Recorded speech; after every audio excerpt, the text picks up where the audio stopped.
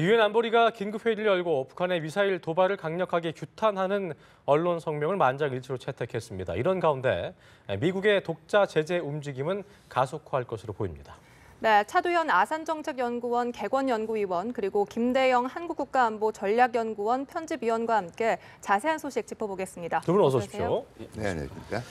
자, 우리 시간은 오늘 새벽이었습니다. 안보리가 만장일치로 북한의 미사일 발사에 대한 규탄 성명을 채택했는데요. 네네. 일단 2,350km가 얼마 나오지 않은 상황이었기 때문에 네네. 추가 제재 언급은 따로 있지 않았습니다만 네네. 어쨌든 먼저 오늘 나온 규탄 성명이 갖는 의미와 어떤 실효성들 좀 짚어주실까요? 네, 일단 이제는 그 북한이 하는 도발 건건이 예. 어떠한 이게 제재 결의안이 됐던 네. 의장 성명이 됐던 언론 성명이 됐던 안보리가 그냥 넘어가지 않는다라는 걸 한번 보여준 거고요. 아하.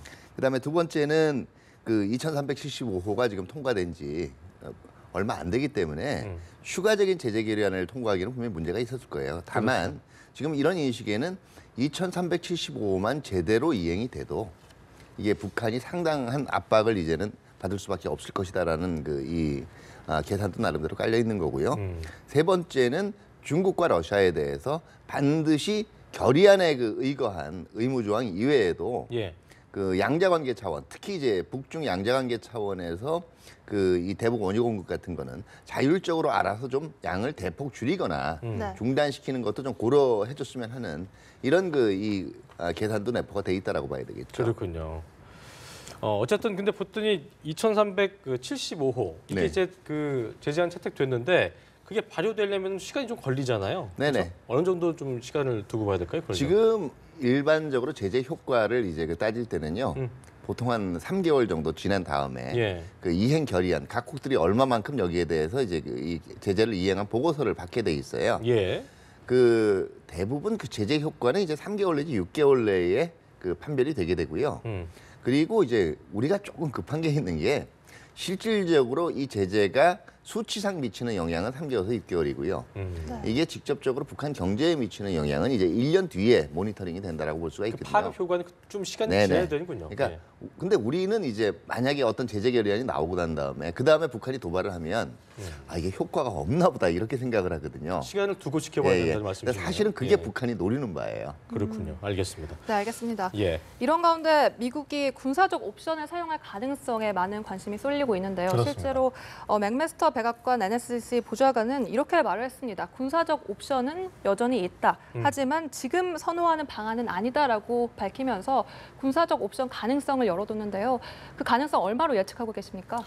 지금 당장 이제 군사적 옵션을 쓰겠다는 것이 아니라 사실 군사적 옵션도 우리가 생각하기에는 북한을 직접 공격하는 것만 이제 생각을 하시는데 그 방법 외에도 여러 가지가 있습니다. 예를 들어서 무력 시위를 좀 대규모로 한다든지 지금은 사실 이제 전략자산 하나하나씩 보내는 방식을 사용하는데 네. 예를 들어서 육해공으로 대규모 전력을 한반도에 보내서 북한을 압박하는 방식도 있고요. 그 밖에 이제 정말 우리가 북한을 때릴 수 있다라는 그런 무력 시위도 보여줄 수 있고 그 다음에 또 해상 봉쇄라는 방법 여러 가지 방법이 있습니다. 그렇기 때문에 미국이 얘기하는 것이 반드시 이제 북한을 꼭 때리겠다라는 그런 의미는 아니고요. 아직까지 이제 제재가 그야말로 효과를 발휘하는 걸 봐가면서 아무래도 향후 이제 군사적 옵션을 선택할 수 있는데요. 문제는 이제 차도현 위원님도 말씀하셨지만은 제재가 이렇게 단기간에 효과가 발휘되는 것은 아닙니다. 좀 시간이 걸리고 또한 그것을 분석하는데도 또 시간이 걸립니다. 그렇기 때문에 미국도 향후 그러한 것을 볼 것 같고요. 다만 이제 북한이 예를 들어서 화성 12형 어제 발사한 12형 가지고 괌 타격을 실제로 나선다거나 예. 아니면은 화성 14형을 고각 발사가 아닌 정상 발사를 한다면은 미국 입장에서도 상당히 좀 난처한 상황이 되고 특히 이제 미국 내 여론이 이제는 과거와 달리 북한에 대한 이런 군사적 옵션, 특히 무력 사용에 대해서 지지율이 많이 나오고 있기 때문에 네. 이런 점은 또 하나의 변수라고 할 수 있겠습니다. 이게 보니까 문재인 정부 들어서 10번째니까요. 네, 거의 그렇죠. 한 10며칠 걸로 한 번씩 예. 도발을 했다는 계산이 거의 한 나오는데 2주에 한 번은 그렇죠. 꼬박꼬박한 그러니까 이제 거예요. 결과적으로 어떤 북한이 안보리 제재 또 우리의 기조 같은 것들 그러니까 네. 지금 또 800만 달러 지원도 한다 그러는데도 이런 거에 관여 없이 그러니까 개의치 않는다는 게 어떻게 해석을 해야 되는 건가? 그러니까 네. 우리는 고려치 않고 미국과의 어떤 상대를 원한다. 이걸 보여주는 건지. 일단 몇 가지가 있죠. 네. 일단 한국은 지금 대화 상대가 아니다 이렇게 얘기를 한 거고요. 그런 느낌이 두 있는 것 번째 같습니다. 개의치 않는다라는 건요. 예. 내가 참 개의치 않는 것처럼 좀 읽어달라고 하는 얘기예요. 제발 좀 예, 해달라. 그러니까 뭐 제재 그렇게 해봐야 우리는 끄떡 없다 이런 거를 지금 표정 관리를 하고 있는데요. 음. 개인적으로는 북한이 아마 안보리 제재 결의안이 나오고 난 이후에 한 일주일 내에 발사를 하게 되면 예. 이게 북한의 여유가 아니라 오히려 초조감을 반영하는 걸 수가 있다라고 생각을 했었어요. 음. 왜냐하면 이번에 이제 그러니까 정말 그 북한이 시간은 우리 편이고 우린 거기 개의치 않는다라고 생각을 하면 오히려 좀 여유를 뒀을 거예요. 뭐 내가 되는 준비되는 대로 내 일정에 따라서 진행시켜 나가겠다. 근데 지금 이번에 이 화성 12호 발사했다고 보지만 이게 기존에 비해서 뭐 1000km 늘어났다고 얘기하는데 이미 8월 29일 날 화성 12호 발사할 때 이게 원래 거리를 좀 줄였을 걸로 예상이 되고 있거든요. 컨트롤을 좀 하고 있다는 말씀이신 그러니까 거죠? 예. 이 거리 늘어난 거는 큰 의미가 없고요. 의미 없다. 그러면 어떤 얘기냐면 지금 뚜렷하게 ICBM은 완성을 못했다는 얘기예요. 뭔가를 큰 기술을 한번 보여줘야 되는데 이게 뾰족한 게 없는 거예요. 그러면 일단은 눌렸다라는 인상은 주기 싫으니까 뭐라도 해야 되는데 네. 이게 화성 12 발사로 나왔다라고 봐야 되겠죠. 그러니까 최대 사거리는 ICBM급엔 미치지 못한다. 그렇죠. 이번에 이제 중거리 미사일 최대 사거리에 가깝게 보여준 거고 ICBM은 이제 보여주려면 기술이 재진입을 제대로 하거나 그렇죠. 아니면 정말 최대 사거리가 근데 최대 사거리는 사실은 공해상에 떨어질 수가 없어요. 그건 북미 지역으로 가기 때문에 굉장히 위험한 거고요. 뭐 재진입 기술을 보여주든가 아니면은 이제는 한 6,000km 정도는 비행한 걸 보여주든지 해야 되는데 이게 아직 제가 보기에는 그 수준에는 못 이른 것 같다라는 생각입니다. 개인적으로. 김 의원님도 동의하십니까? 예, 가장 큰 문제 지금 이제 북한이 계속 연달아 미사일 시험을 하는데 탄도미사일 시험 발사를 하는데 기본적으로 이제 그런 탄도미사일 시험 발사를 하면은 그 미사일이 떨어지는 지점, 그러니까 탄착 지점에서 이것은 이제 봐줘야 되거든요. 이제 예. 계측을 하고 관측을 하고 미사일이 이게 성공적으로 작동을 하나를 확인해줘야 되는데 문제는 이제 북한은 그런 능력이 현재 없다라는 거죠. 그렇기 때문에 매번 발사 때마다 사실 뭐 저도 이제 방송에 나와서 얘기했지만 대기권 재진입이라든지 이런 예. 문제에 대해서 자꾸 이제 의구심을 갖는 게 북한이 이제 그런 활동을 하지 않을 뿐더러 오히려 이렇게 한번 발사해놓고 외부 세계에서 무슨 얘기가 나오는가를 상당히 이제 경청하는 거고. 경청하는 예. 그런 분위기거든요. 그렇기 때문에 이번도 아마 이제 괌을 뭐 직접 타격한다고 엄포는 났지만 사실 오늘 그 나왔던 조선중앙통신이나 뭐 노동신문의 얘기를 보면은 괌 타격 얘기는 또 사실 또 없거든요. 이제 물론 이제 사거리는 뭐 괌을 타격할 수 있는 그런 건 되지만 다만 이제 오늘 좀 주의 깊게 봐야 될 것은 그동안은 이 이동식 발사대 텔 차량에서 발사대를 분리해서 이렇게 단독 발사하는 것을 진행을 많이 해왔는데 화성 12형 같은 경우에는 근데 오늘은 이제 차량에서 바로 발사하는 그런 방식으로 진행이 됐거든요. 이제 그것은 어떻게 보면 이제 화성 12형이 군사적으로 신뢰성을 가지고 있다는 것은 이제 대내적으로 북한이 선전하기 위한 일종의 쇼잉을 한 게 아닌가 이렇게 생각됩니다. 그렇군요. 네. 그런데 가장 우려되는 부분이 예. 이렇게 북한이 발사하는 미사일마다 점차 그 기술이 향상될 거 있는 게 눈으로 보인단 말이죠. 네네. 그렇다면 아직까지 그 완성 단계에 이르지는 못했지만 점차적으로 완성 단계에 진입할 가능성이 있습니까? 그렇죠. 지금 분명히 기술 발전에 가속화가 붙는 거는 분명해요. 네. 그러니까 이제 앞으로 시간이 가면 갈수록 더 나은 기술들을 보여줄 가능성이 크고요. 제가 볼 때는 근데 그 시기가 그 시간이 얼마큼 걸릴 것이냐. 이게 좀 이제 빠르면 연말. 연말이요? 그다음에 늦어도 아마 내년 상반기까지는 제가 볼 때는 ICBM 기술도 충분히 보여줄 수 있을 걸로 생각을 해요. 지금 추세로 보면. 네. 아하. 왜냐하면은요. 절대적인 기간이 있는 게 북한의 무기 체계가 갑자기 확 이 진보된 성능을 보여준 게 자, 핵 같은 경우에 2013년에 3차 핵실험이 있고요. 3년이 걸렸어요. 2016년에 4차 핵실험 하는데. 그리고 문제는 그동안 핵기술만 넣은 게 아니고요. 2013년에 기껏해야 보여주던 게 노동 무수단 정도였던 거여서 2016년 이후에 굉장히 다양한 미사일들을 보여주기 시작했단 말이에요. 네. 이게 3년의 갭, 그 다음에 이게 ICBM 완성까지 가는데 또 한 번의 시간은 분명히 필요해요. 근데 과거에 한 3년에서 훨씬 그걸 당길 수 있는 정도의 능력은 축적을 했다라고 봐야 되겠죠. 그렇군요. 미국의 집권자 입에서 함부로 잡소리를 못 나오게 할 것이다. 이렇게 과격하게 아주 발언을 트럼프 대통령을 향해서 하기도 했습니다. 김정은이. 어떻게 보면 그 한반도 정세에서 북한과 미국의 어떤 치킨 게임이 좀 벌어지고 있는 양상이다 이렇게 볼 수 있을 텐데 기본적으로 아까 말씀드린 대로 미국 입장에서도 ICBM이 완성되지 아직까지는 ICBM이 완성되지 않은 것이다라는 걸 안다면 예. 어떻게 대응할 것인지 좀 이렇게 천천히 대응할 것인지 이 부분도 좀 저희가 좀 관심을 시켜봐야 될 것 같아요. 사실 이제 미국이 가지고 있는 북한에 대한 옵션은 뭐 크게 얘기하면 이제 세 가지입니다. 대화, 아니면 군사적 옵션, 아니면 무시하고 지금 계속 가느냐 예, 세 그렇죠. 가지인데 문제는 현재는 이제 제재를 좀 가속화하는 단계고 특히 이번 제재 같은 경우에는 물론 이제 우리가 했던 기대에는 미치지 못했지만은 원유 금수라는 그런 기대에는 미치지 못했지만은 중국과 러시아가 어느 정도 이제 밸브를 잠그는 데는 이제 동의를 한 상황이거든요. 그래서 향후 이제 오늘 어제와 같이 북한이 미사일 발사를 하면은 이제는 유엔에서 추가적인 제재 조치로 조금씩 더 잠글 수 있거든요. 그렇게 되면은 사실 북한의 입장에서는 굉장히 아픈 상황이 오기 때문에 미국도 아마 그걸 이제 지켜보면서 예를 들어서 이제 북한이 그런 추가적인 대륙간 탄도미사일 시험 발사라든가 아니면 또 한 번 핵실험을 한다든가 그러면은 정말 얘네들과 지금 대화를 해야 되는 건가 아니면은 군사적 옵션을 정말 취해야 되는 건가 지금 상당히 고민이 많을 걸로 이렇게 보여집니다. 그래요. 네, 또 관심 있게 지켜봐야 할 것이 바로 우리 정부의 대응인데요. 네. 사실 이번 미사일 발사를 사전에 인지를 하면서 네. 우리 군도 현무2 두 발을 발사를 네네. 했습니다. 그런데 그중에 한 발이 발사에 실패를 하면서 네. 결국 체면을 구기게 됐다는 얘기가 나오는데요. 네. 우리 군의 대응 어떻게 봐야 할까요? 일단 그 체면을 구기게 됐다라는 그 시각 자체가 제가 볼 때는 문제가 있는 거예요. 네. 왜냐하면요, 발사 훈련이라는 거는 결과적으로 실제 상황을 대비하고 하는 것도 있지만 계속 그 훈련을 해나가면서 우리가 가진 무기 체계의 성능이라든가 이거 혹시 개선 사항이 있는가를 식별해 나가는 작업이에요. 네. 자, 두 발 중에 한 발이 날아갔단 말이에요. 네. 근데 실제 상황에서 두 발만 쏘겠어요? 그러니까 음. 이게 지금 그러니까 그동안 전반적으로 현무2를 발사하는 과정에서 꼭 두 번에 한 번꼴로 이게 제대로 안 나갔다. 그러면 이건 심각한 문제로 봐야 돼요. 그런데 실질적으로 여러 가지 변수를 한번 따져봐야 되고요. 무조건 산술적으로 따질 건 아니라는 거죠. 이걸 할 때마다 이게 이제 군에 대한 신뢰하고 연결을 시키는 거예요. 아, 이게 뭔가 이것도 비리가 있을 거야, 문제가 있을 거야. 네. 이렇게 만약에 따지면은요, 가령 북한이 2015년, 2016년에 무수단 미사일을 10번 가까이 쐈는데 그 중에 실질적으로 제대로 날아간 게 2번밖에 없어요. 그렇다고 해서 북한군 수뇌부가 지금 다 숙청당한 거 아니거든요. 그렇죠. 그러니까 적어도 북한도 무기 체계 개발에 대해서는 이 정도의 재량권이라든가 하는 것 자체를 그다음에 시행착오에 대한 이해를 해준단 말이에요. 네. 그러니까 정확한 시청자 이해를 좀 위해서 예. 이 현무2라는 것이 지금 뭐 두 발 중에 한 발이 오발됐다. 그러니까 잘못된 것이 낙하했다는 것 자체를 또 체면이 구겼다고 보는 것 시각 자체가 좀 문제라고 하셨는데 예.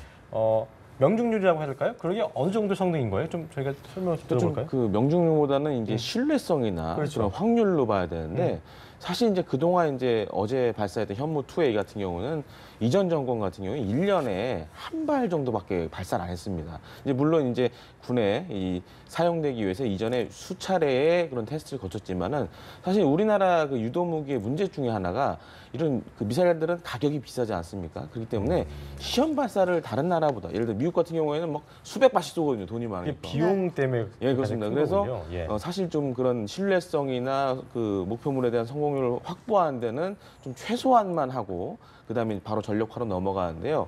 뭐 어제 한 발 떨어졌다고 해서 이것이 큰 문제가 되는 것은 아니고요. 다만 이제 여러 발을 쏴가지고 이게 성공률이 몇 프로냐가 굉장히 중요합니다. 그래서 미국 같은 경우에도 사실 그렇게 많이 계산을 90%냐 아니면 80%냐 이런 식으로 계산하기 때문에 예. 단순히 이제 한 발이 잘못됐다고 하는 게 우리 전력에 큰 문제가 있다라고 보시는 건 좀 잘못된 시각으로 보입니다. 그래요. 알겠습니다. 네, 이제 또 북한의 다음 도발 카드가 무엇이 될지 염려가 되고 있는데요. 네. 이제 북한이 10월 11일 당 창건일입니다. 네. 당 창건일을 전후로 해서 또 도발이 감행될 수도 있다라는 예상이 나오는데요. 그 시나리오 어떻게 보십니까? 충분히 가능성이 있어요. 그리고 뭐냐면 이제 북한이 고려해야 될 거는 옛날에는 그 미사일을 발사하거나 핵실험을 하면은요, 그 몇 건을 묶어서 이제 유엔 반응이 나왔어요. 제재 결의안이 나오든지. 근데 이제는 건건이 나오거든요. 다 나오니까. 네. 이렇게 격상이 되다 보면 이제 언젠가는 정말 제재 결의안 자체에 원유 송출 전면 중단 이게 명시가 될 거예요. 이게 어떤 얘기냐면 북한의 입장에서는 앞으로 할 수 있는 도발의 건수가 제한이 돼 간다라는 걸 얘기를 해요. 그러니까 왜냐하면 이제 몇 건만 더 하면 이제 실제로 원이 끊길 거다라는 걸 예상을 하기 때문에 뭔가를 확실하게 보여줘야 될 거예요. 그러니까 아까 저는 어떤 생각이 들었냐면 이렇게 김정은이 급하게 하는 이유가 예. 이 뭐 원유 같은 것도 그렇고, 그러니까 훈련에 쓸 수 있는 이런 것들이 굉장히 제한적이기 때문에 그렇죠. 빨리 결과를 내고 싶어하는 그 예, 조급한 마인드라고 그렇습니다. 볼 수 있지 아마 않을까요? 예. 제가 볼 땐 김정은도 그렇지만 김정은보다 더 죽을 지경인 건 지금 북한 과학자들하고 기술자들일 거예요. 네. 끊임없이 지금 아마 그 지도자는 성과를 바라고, 그렇죠. 그러니까 뭔가는 지금 보여줘야 되는데 아마 제가 볼 때도 당 창건일이라는 그 날짜도 있지만 10월 18일이 중국 공산당 대회란 말이에요. 19차. 요 대회가 끝나고 나면 이제는 시진핑 주석이 국내 정치에서 잠시 이제는 한숨을 돌리고 본격적으로 북한 다루기에 나설 가능성이 커요. 그러니까 뭔가를 보여주려면 10월 18일 이전이 돼야 된다는 거죠. 그럼 또 한 번은 예, 또 10월 달 분명히 할 겁니다. 근데 문제는 지금 10월뿐만 아니라 9월에도 아직 남아 있어요. 네. 그 두 가지 시나리오가 있는데요. 9월에 이제 SLBM 보여주고 또 다시 단거리 미사일로 갔다가 이런 행태가 계속이 된다면 이거는 북한이 실제로 ICBM 완성하는 데 상당히 앞으로 좀 시간이 걸리고 굉장히 초조해야 한다는 반증이 되는 거고요. 만약에 북한이 10월 이전에 지금 ICBM 재진입이든 뭔가 기술을 보여준다면 이미 확보해놓고 오히려 자기네 일정에 따라서 여유를 잡고 있었다라는 분석이 가능해요. 그러니까 10월에 도발을 할 거냐 안 할 거냐의 여부가 중요한 게 아니라 뭘 가지고 할 거냐 이게 훨씬 중요한 이 분석 대상이 되는 거죠. 오히려 그러니까 그 위원님 말씀대로라면 이렇게 북한의 잦은 도발을 국제사회나 미국 입장에서는 아 얘네들이 뭐가 지금 굉장히 급하구나라고 하면서 오히려 좀 좌시할 수 있고 좀 그러니까 느긋이 지켜볼 수 있는 그런 네네. 상황일 수도 있어. 그러면서 이제 국제사회에 그 압박을 공조해 나가고 이런 패턴이 그렇습니다. 있을 것 제가 같습니다. 항상 하는 얘기인데요. 우리가 북한이 매번 하는 거 아이고 이 정도 왔구나. 또 레드라인 넘었네. 이거 어떡하지? 이런 걸로는 이게 항상 아니고. 말리게 돼 있어요. 네. 개발 한번 해봐. 제재는 계속 들어갈 거야. 그리고 거기에 대응하는 군사 대응도 점점 강화될 거야. 군사적인 대비 태세도. 너네가 이렇게 제재를 받으면서 어디까지 갈 수 있나 한번 보자고 아마 이런 자세도 좀 필요한 것 같아요. 어쨌든 그렇기 때문에 그런 의미에서 2375호의 원유 어떤 그 공급을 중단하는 것들이 들어간 게 상당히 큰 의미가 있다고 좀 볼 수 있겠네요. 그렇죠. 네, 네. 알겠습니다. 네. 자, 청와대가 그 북한 도발에도 불구하고 인도적 지원은 별도의 것이다라고 진행한다고 밝히면서 좀 이 부분이 논란이 되고 있는 것 같습니다. 그저께는 이제 그 스가 요시대 관방장관이 이거에 대해서 문제를 지적했는데 아베 총리도 이제 공식적으로 대북 지원 시기 좀 고려해라 하면서 문제를 제기했거든요. 이 부분 저희 정부가 어떻게 좀 받아들여야 될까요? 아무래도 이제 일본 정부 입장에서는 지금 한미일 동맹을 굳건히 해서 북한을 압박을 해야 되는데 한국 정부가 이러한 목소리니까 좀 우려가 있는 것 같기도 하고요. 또 한 가지는 좀 안 좋은 거라고 할 수 있는데 일본이 우리 정부를 흔들려는 좀 목적도 있어 보입니다. 그 예를 들어 과거사 문제라든가 이런 것들에 대한 앙금을 가지고 우리를 흔들려는가 하는 그런 목적도 보입니다. 사실 지금 이제 우리 정부가 지원하려는 건 북한에 이제 직접 지원하는 것이 아니라 유엔 기구들 예를 들어서 유니세프라든가 세계 식량 기구를 통해서 이제 간접 지원을 하는 거거든요.